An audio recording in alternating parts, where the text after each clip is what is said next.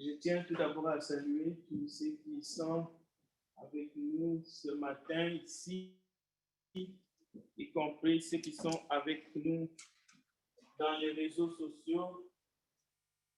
Que la grâce et la paix de notre Seigneur Jésus-Christ soient avec nous tous. C'est une belle journée ensoleillée que nous avons devant la présence du Seigneur. Nous sommes venus lui rendre un culte. Chacun est venu ce matin pour rendre un culte à notre Dieu.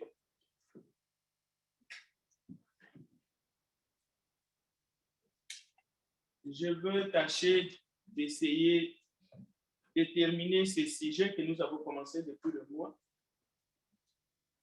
Comme vous l'avez remarqué, tout est décalé. Je peux prendre quelques minutes parce qu'il faut que je termine ce sujet-là.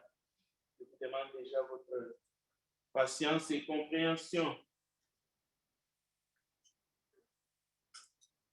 Peut-on être déçu de Christ et en colère contre Dieu? Ne regardez pas votre voisin, ni vos connaissances, mais que Dieu nous aide à faire l'introspection. Et chacun regarde dans son cœur. La question est individuelle. Est-il possible que vous soyez déçus de Christ à cause de votre vie, à cause de tout ce qui se passe dans le monde? Est-il possible que vous soyez en colère contre Dieu? C'était le sujet du mois. Je bénis Dieu pour notre frère qui a amené la question parce que ça nous a aidé vraiment à nous regarder, à nous examiner nous-mêmes. Et il faut continuer à le faire parce que le sujet est si vaste. Alors, nous avons choisi la dernière étape de ce matin. Nous allons essayer de voir qu'est-ce qui s'est passé entre la croix et le trône. Nous savons que Christ est passé par la croix et la croix, c'était le moment décisif où il a payé le prix de notre rédemption. Il a payé le prix pour que nos péchés soient pardonnés. C'est lui qui a payé. C'est pour cela que nous ne sommes pas purifiés de nos péchés parce que nous avons fait quelque chose ou parce que nous avons pardonné quelqu'un. Non. Nous sommes purifiés de nos péchés parce que lui, il a payé le prix sur la croix. Maintenant, il nous demande de marcher dans la lumière. La marche dans la lumière, ce n'est pas le prix de notre pardon, ni le prix de notre rédemption. Il ne faut pas confondre les choses. Maintenant, entre la croix et le trône, parce que le Christ n'est plus sur la croix, le Christ est sur son trône. Beaucoup de choses se sont passées. D'abord, nous voyons les femmes. Leurs noms sont dans les Écritures. Marie de Magdala, Jeanne, Marie, mère de Jacques, et bien d'autres. Elles étaient nombreuses. Elles sont passées dans tous les états d'âme. Pas seulement les femmes, même les hommes, les disciples. Vous allez trouver des mots comme tristesse. La mort, ce n'est pas quelque chose que nous pouvons blaguer avec.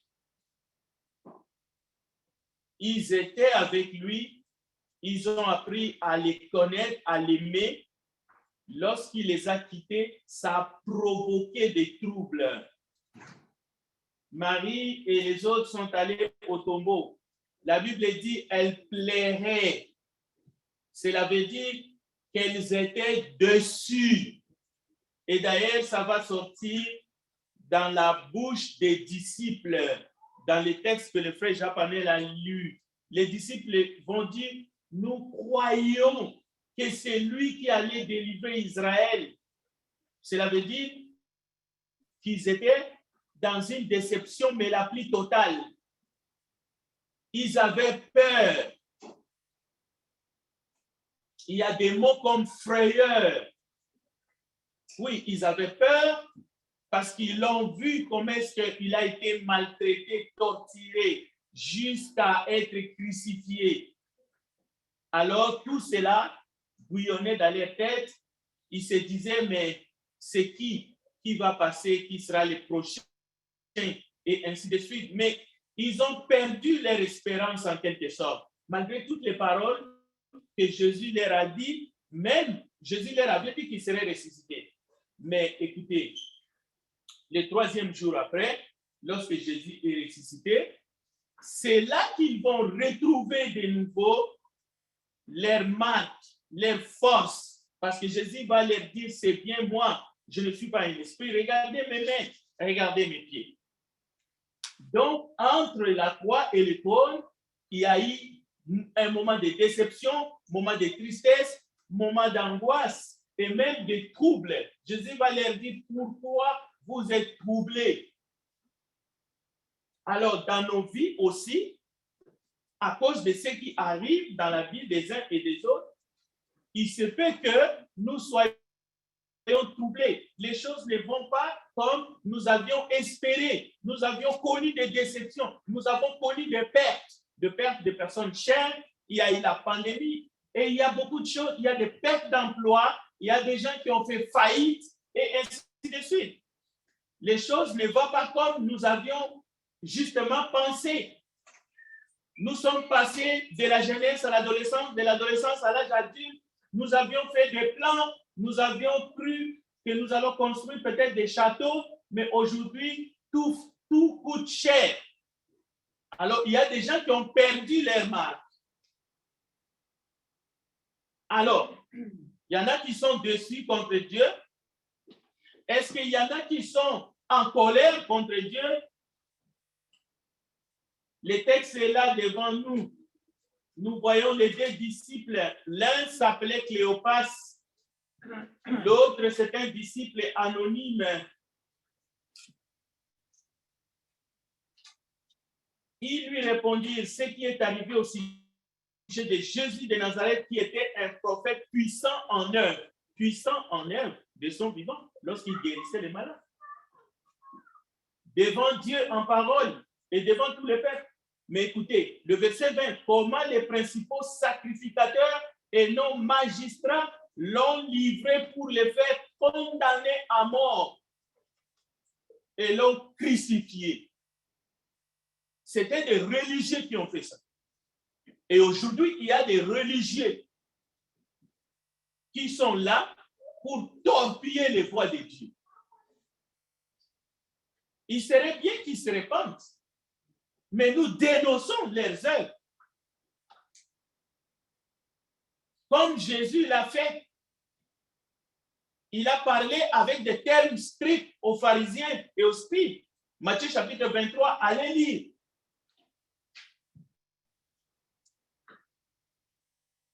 Nous espérions que ce serait lui qui délivrait Israël. Mais avec tout cela, voici le 3e jour que ces choses se sont passées. Mais le Seigneur est réellement ressuscité. Combien le croient? Le monde a l'habitude de fêter la Pâque juive. Mais qu'est-ce que cela veut dire, cette Pâque? Les Juifs ont reçu de Dieu la loi. Et il fallait qu'ils se rappellent de leur sortie de l'esclavage en Égypte par Moïse pour aller dans la terre promise qui était Canaan. Mais Jésus est ressuscité le 3e jour. C'est pour cela qu'il a dit à ses disciples, pourquoi vous êtes tristes? Est-ce que nous devrions être tristes aujourd'hui? Bon, si nous ne croyons pas qu'il est ressuscité, ça c'est un autre problème. Mais si nous croyons qu'il est ressuscité et qu'il est vivant et qu'il est parmi nous, il y a des choses qu'on ne fait pas dans la présence de Jésus, dans la présence de Dieu. Si vous croyez qu'il est ici, parce que lui, il a dit là où 2 ou 3 s'assemblent à mon nom, je suis au milieu d'eux, il y a des choses que vous ne pouvez pas faire parce qu'il est ici. Vous ne pouvez pas, par exemple, mépriser sa parole. Vous devez surveiller vos pensées. Vous devriez fermer tout ce qui est appareil électronique, même les appareils de vos enfants. Parce que si vous êtes devant M. Trudeau, Justin, vous ne feriez pas cela. C'est du mépris. C'est du mépris. Il a besoin de toute mon attention. Il a besoin de toute votre attention. Il a besoin de tout votre sérieux. Pourquoi? Parce qu'il est capable de résoudre votre problème. Il est capable de résoudre tous vos problèmes. Et s'il est capable de résoudre tous nos problèmes, nous devons nous approcher de lui avec sérieux, en nous prosternant. Vous allez vers quelqu'un qui est capable de résoudre vos problèmes, mais vous allez comme un comédien, vous allez comme si vous allez dans une maison de fête pour boire votre vin.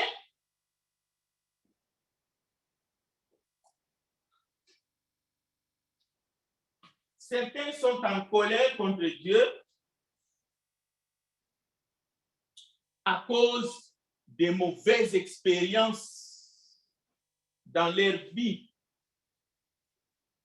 Prenons quelques exemples de mauvaises expériences.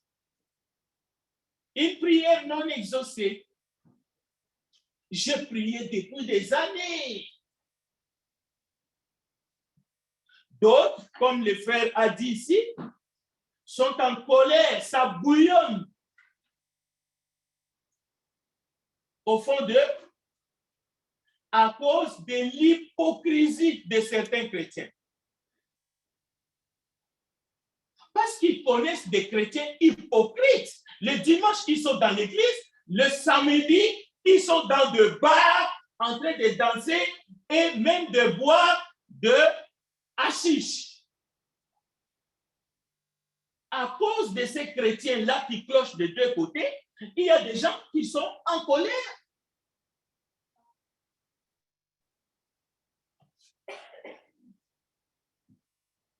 Il y a des gens qui sont en colère contre Dieu parce qu'ils pensent que Dieu n'existe pas. Et surtout, ils ne comprennent pas ses agissements. Comment un Dieu tout-puissant peut agir comme ça? Par exemple, des questions sur l'enfer.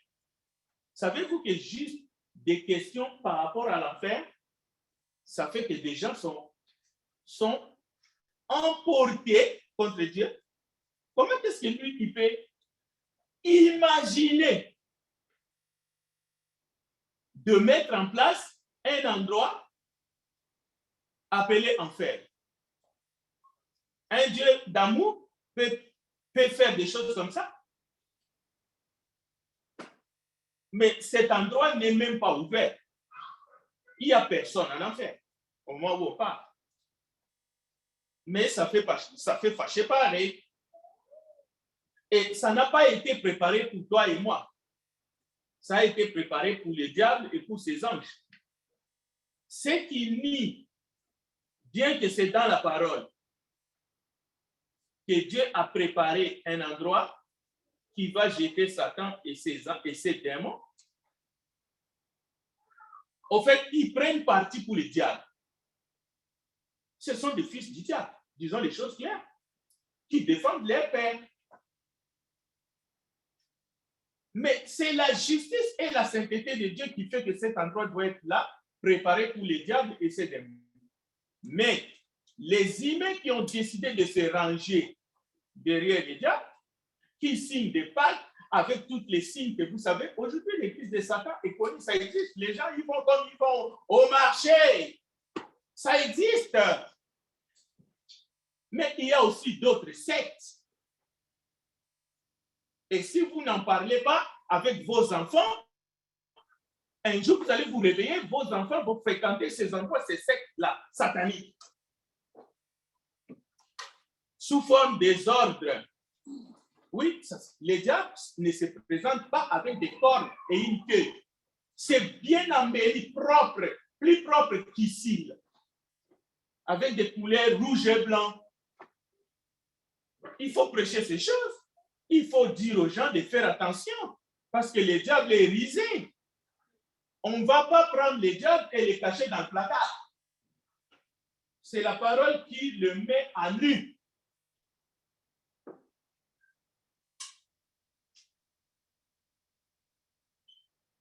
Une autre catégorie considère que Dieu est cruel. Alors ils sont fâchés contre lui parce qu'il est cruel, il laisse mourir les enfants. J'ai entendu des chrétiens faire une prière pour que Dieu aille tuer Poutine.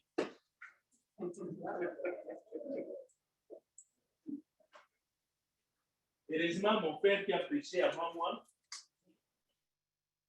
nous a dit qu'il ne faut pas faire ce genre de prière. Il faut être miséricordieux. Il faut prier pour qu'il se convertisse. Lui aussi, il a besoin d'aller au ciel, non? Bien.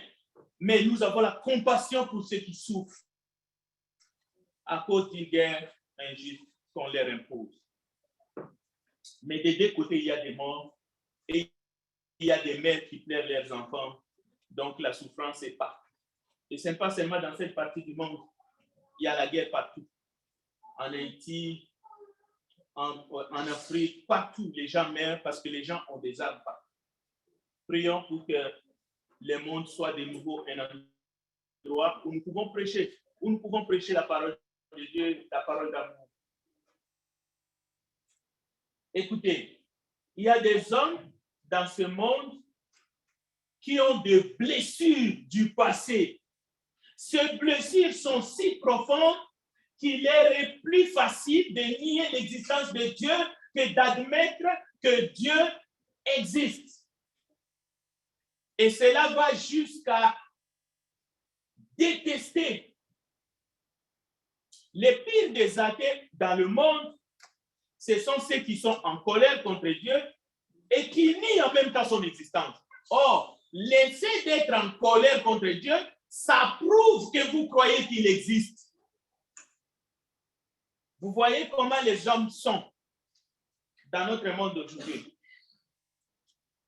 Et finalement, il y a ceux qui voudraient que Dieu se voie, qui se laissent voir. S'il est Dieu et qu'il existe, pourquoi il ne se laisse pas voir? Pourquoi il reste tout le temps caché? Ils ne supportent pas la discrétion de Dieu. Ils veulent que Dieu se pointe dans leurs chambres, dans leurs salons, mais voici le bon Dieu. Je peux régler maintenant tous les problèmes du monde. Non, Dieu est esprit, il est invisible, il faut l'accepter. Mais il voit tout, il contrôle tout. Et en plus, il nous aime. Il nous aime. Les frères de Jésus, alors que Jésus était ici-bas, et c'était les jours du mariage à Canaan, il disait, mais pourquoi tu te caches? Va à Canaan, tout le monde, il faut que tout le monde sache que tu es là. Mais il ne savait pas que dans cette fête-là, les pharisiens cherchaient Jésus pour les tuer. Jésus les a répondu, mon heure n'est pas encore venue. Cela veut dire que Jésus ne se cachait pas parce qu'il avait peur de l'argent. Mais son temps devait être accompli. Et lorsque son temps était venu, il se laissait voir. Et il est allé même à Jérusalem, là où les dangers l'attendaient, là où il a été arrêté, torturé, crucifié. Et le troisième jour, il est sorti du tombeau. Les textes se trouvent, vous pouvez lire dans Luc 16, où Jésus explique un certain nombre de choses, mais il faut que j'avance. Bon, il y a ceux qui sont en colère contre Dieu, qui ruminent, qui murmurent au fond d'eux. En fait, ils sont fâchés. Vous savez pourquoi? Ils voudraient avoir le même bien que tout le monde. Ils voulaient avoir le même nombre d'enfants que le voisin d'à côté. Mais malheureusement, il ne peut pas. Il veut, mais il ne peut pas. Alors, il y a des gens qui sont en colère à cause des inégalités. Ils veulent avoir le même bien que l'autre. Pourquoi lui, il a une grosse voiture, dernier cri, moi, je roule avec une ancienne voiture 4 chevaux. 4 cylindres. 4 chevaux, ça n'existe même plus. Même en France, là où il y a les collectionneurs. Il y a des gens qui sont en colère. Pourquoi lui, il a un salaire? Un gros et moi, un petit salaire. Mais je travaille plus que lui, nous sommes dans la même boîte. Ceux qui travaillent plus gagnent moins. Mais ceux qui travaillent peu, c'est eux qui gagnent beaucoup. Vous pouvez aller lire les psaumes 73, vous allez voir David lui-même. Il a été pris dans cet engrenage. Il y a des choses que nous comprendrons seulement si Dieu nous l'explique. Nous n'avons pas le même bien, même si nous sommes de la même famille. Nous sommes différents, même hommes et femmes. Aujourd'hui, il y a des gens qui nient. Je ne suis d'aucun genre. Je ne suis ni garçon ni fille. Mettez-moi nulle part. Voilà la colère, la source de la colère contre Dieu, l'incompréhension. Au lieu de dire pourquoi je suis pauvre, les autres sont riches, mais le peu que tu as, que fais-tu avec le peu que tu as? La même chose, celui qui a beaucoup, qu'est-ce qu'il fait avec les beaucoup? Parce que le jugement viendra. On demandera beaucoup à celui à qui on a beaucoup donné. On exigera davantage. Si vous avez un petit don, reste avec ton petit don. Sers Dieu avec ton seul don que tu as. Ça ne sert à rien de vous comparer tout le temps. Votre complexe d'infériorité vous apportera que d'amertume. Parce que c'est Dieu qui distribue comme il le veut. Si vous êtes venu une fille, restez fille. Si vous êtes venu un garçon, restez garçon. Un monde où tous auront les mêmes biens, un monde où tous seront des présidents de la République, de rois et de reines, ce serait un monde embêtant.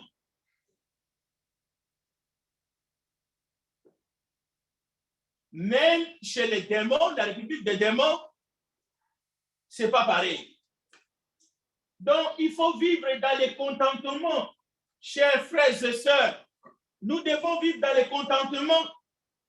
Nous devons mettre dans notre cœur, dans notre esprit que Jésus est ressuscité. Il revient bientôt et nous serons avec lui.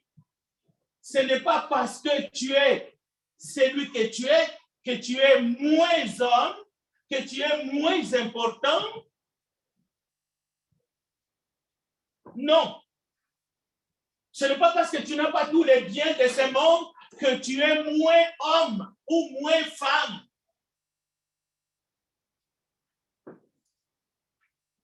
Donc, tout cela, c'est pour dire que l'être humain ne peut pas prendre Dieu en défaut. C'est impossible. Oui, il y en a qui ont essayé. Il y a eu des controverses. Alors, regardez dans Jean chapitre 7, par exemple, Jésus a passé des moments de controverses, c'est-à-dire des moments où les hommes lui prennent en partie. Et ces hommes-là, ce ne sont pas de n'importe qui. Je suis désolé. Ce sont des religieux. Jean chapitre 7.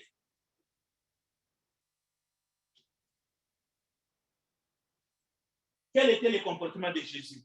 Nous allons voir. Jean 7, verset 19. Moïse vous a donné la loi, n'est-ce pas? Mais aucun de vous ne le met en pratique. Pourquoi cherchez-vous à me faire mourir? Ça, c'est le verset 19. Il est en face de ceux qui se disent croyants. La foule lui répondit, tu es possédé d'un esprit mauvais qui cherche à te faire mourir. N'y a-t-il pas des gens qui disent que Jésus avait pour femme Marie, Jésus n'est pas le Fils de Dieu? En fait, n'y a-t-il pas des hommes et des femmes qui blasphèment? Si Jésus revenait, il les répondrait de la même façon. je ne suis pas possédé. Pourquoi cherchez-vous à me faire mourir? Et ils l'ont mis à mort. J'ai fait circoncire un homme. Moïse vous a donné l'ordre de circoncire les garçons. Jésus va plus loin. Pourquoi êtes-vous irrité contre moi? Parce que je guéris un homme tout entier les jours du sabbat. Cessez de juger d'après les apparences, jugez de façon correcte. Donc, c'est Jésus qui parle. À qui? Au chef religieux. Il est dit, cessez de juger selon l'apparence. Donc, les jugements selon les apparences, c'est démoniaque. Mais il faut juger de façon correcte.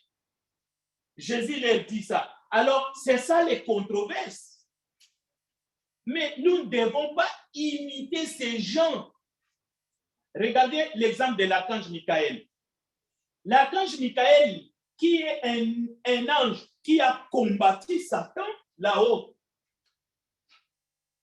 Mais la Bible nous dit, dans une autre circonstance, l'archange Michael a refusé de contester avec les diables et dit que Dieu te réprime. Bon, il y a une chose que nous devons connaître, que nous devons savoir, mes amis. La colère de l'homme n'accomplit pas le dessein de Dieu. Nous devons faire attention parce que le murmure dans le cœur, lui, il le voit. Il y a des gens qui ont l'habitude de bouger leurs lèvres, mais ils sont en train de parler dans leur cœur. Ici, nous parlons contre Dieu, mais contre les humains aussi. La colère peut se transformer en haine contre Dieu. Comme la colère humaine peut se transformer en rage. Cette colère, cette indignation légitime, qui est un sentiment d'abord au début naturel, peut devenir une folie si nous ne le contrôlons pas. Nous l'avons déjà vu. Que ce soit contre Dieu, contre quelqu'un ou contre Dieu. Donc, mais nous pouvons demander à Dieu d'éteindre ce feu en nous. Ça ne sert à rien de faire comme les gens du monde. Ça ne sert à rien de faire comme les chefs religieux dans Jean chapitre 7. Ça ne sert à rien. OK? Et dans Jean chapitre 8, écoutez Jésus, chapitre Jean 8, verset 26. J'ai beaucoup à dire et à juger à votre sujet. Voilà comment Jésus parlait. Et ici, il s'adresse à la foule, mais d'abord à ceux qui ont des prétentions de vouloir enseigner les autres. Jésus dit, mais j'annonce au monde seulement que ce que j'ai appris de celui qui m'a envoyé. Ils ne comprirent pas qu'il ait parlé du Père. Jésus dit alors aux Juifs qui avaient cru en lui, si vous restez fidèles à mes paroles, vous êtes vraiment mes disciples. Le verset 32, ainsi vous connaîtrez la vérité et la vérité vous rendra libre. Donc, il y a une chose que nous pouvons faire malgré toutes les souffrances dans ce monde. Puissions-nous rester fidèles et ne pas faire comme les pharisiens hypocrites qui ont levé le poing contre le Christ et son Dieu et qui l'ont combattu jusqu'à mort. Et lorsque les chrétiens, les disciples, ont reçu le Saint-Esprit, ils sont allés prêcher l'évangile. Au fait, ils contredisaient l'enseignement des Juifs, des pharisiens. Et vous savez comment ils ripostaient? Ils ont riposté par la persécution. Ils ont tué d'abord Étienne, et ainsi de suite. Donc, l'évangile de papa et maman, soit disant que tu vas aller au monde pour essayer de faire les yeux doux aux gens, non, ça, ce n'est pas l'évangile de Jésus. L'évangile de Jésus-Christ, c'est la confrontation du royaume. Parce que quand tu prêches la vérité contredit l'erreur. L'erreur, ceux qui détiennent l'erreur reviennent et te passent par-dessus. C'est ça la vérité et beaucoup de gens ont peur de cet évangile-là. Parce que Jésus a dit, vous connaîtrez la vérité et la vérité vous affranchira. Regardez le verset 46. Verset 46. Regardez, je l'ai souligné. Jésus dit, Jean 8, 46, qui d'entre vous peut prouver que j'ai péché? Donc, la prédication de l'évangile, la bonne nouvelle, c'est le problème, c'est le message pour venir résoudre les problèmes, pas de la guerre dans le monde, les problèmes du péché dans le cœur de l'homme. Si tu veux que tes péchés soient pardonnés, c'est possible ce matin. Tous tes péchés seront pardonnés. Mais ce péché-là doit être confronté par la parole de la vérité. Le sang de Jésus peut purifier tes péchés, même s'ils sont rouges comme la cramoisi.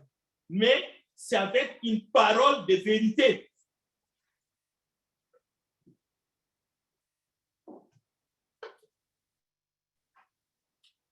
Qui d'entre vous peut prouver que j'ai péché? Et si je dis la vérité, pourquoi ne me croyez-vous pas? Celui qui est de Dieu écoute les paroles de Dieu. Mais vous n'êtes pas de Dieu, c'est pourquoi vous n'écoutez pas. Les Juifs répondirent à Jésus, n'avons-nous pas raison de dire que tu es un Samaritain et que tu es possédé par un esprit mauvais? Jésus dit, je ne suis pas possédé, répondit Jésus, mais j'honore mon Père et vous refusez de m'honorer. Je ne cherche pas la gloire pour moi-même. Il y en a un qui la cherche pour moi et qui juge. Oui, je vous le déclare, c'est la vérité. Celui qui obéit à mes paroles ne mourra jamais. Donc, il est question de la mort éternelle. Il est question de la mort spirituelle. Écoutez, les armes tuent le corps. Mais le péché tuera ton âme pour l'éternité. Donc, ce n'est pas de la petite bière. S'il vous plaît, vous pouvez vous mettre à l'abri ce matin. Les Juifs lui disent, maintenant nous sommes sûrs que tu es possédé d'un esprit mauvais. Abraham est mort, les prophètes sont morts, et toi tu dis, celui qui obéit à mes paroles ne mourra jamais.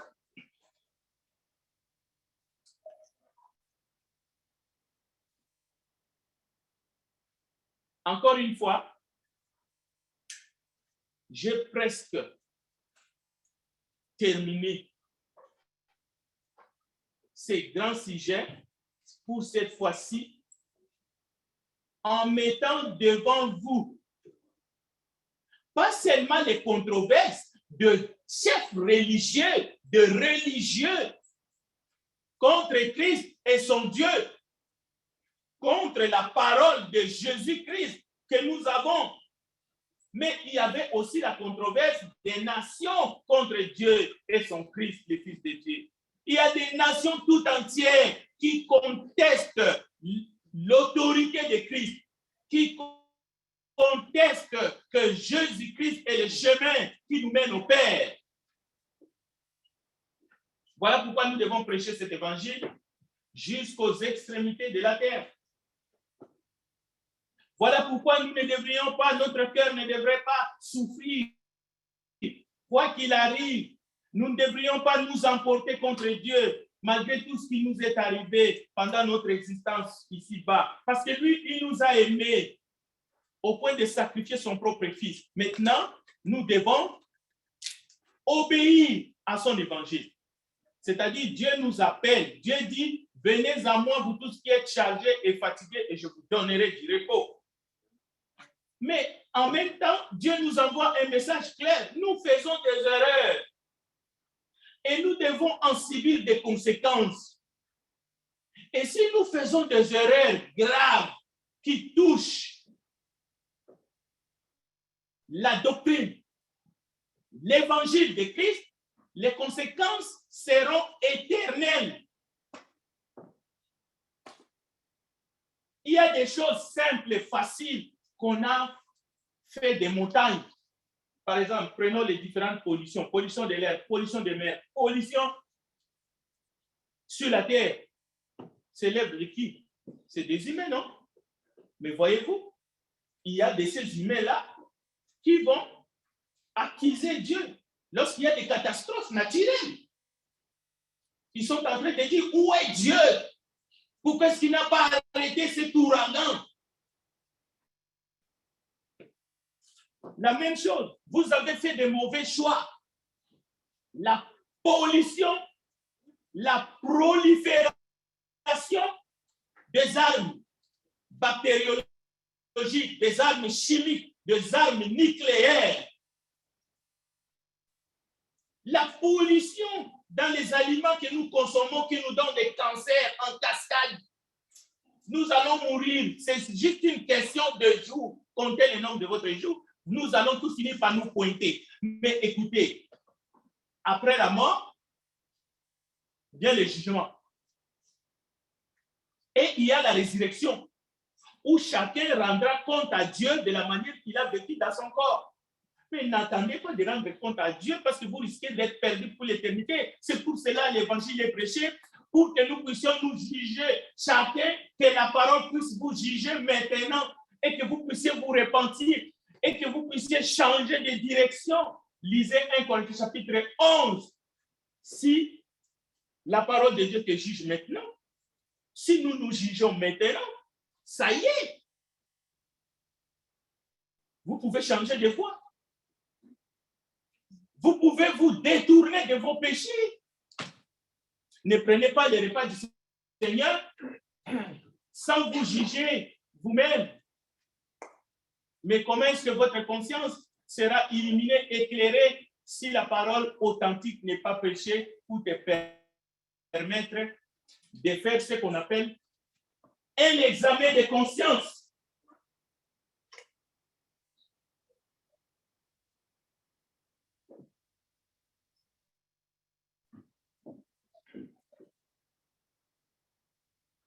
La vérité, c'est que rien ne peut justifier notre colère vis-à-vis de Dieu. Il n'y en a pas. Un seul argument. Et on s'arrête. Il a envoyé son fils pour mourir pour nous sur la croix.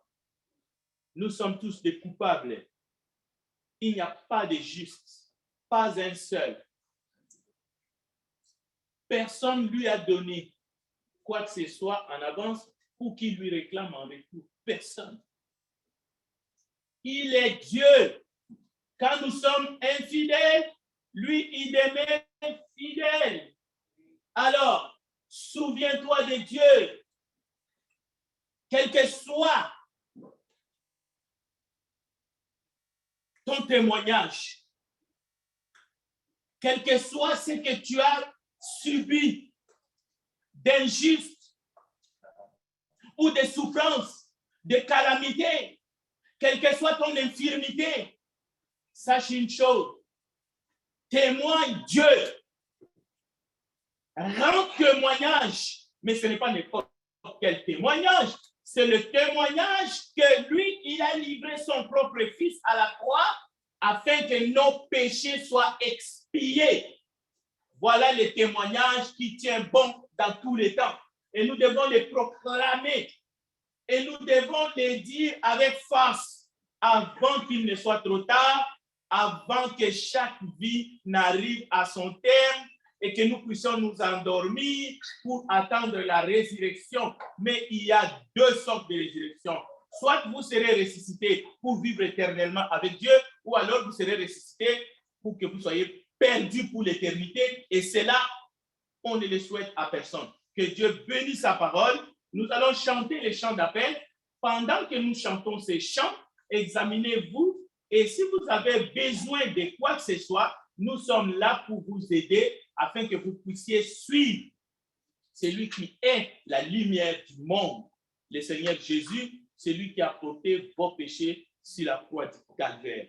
Que le nom de Dieu soit béni au nom de Jésus-Christ. Amen. Amen.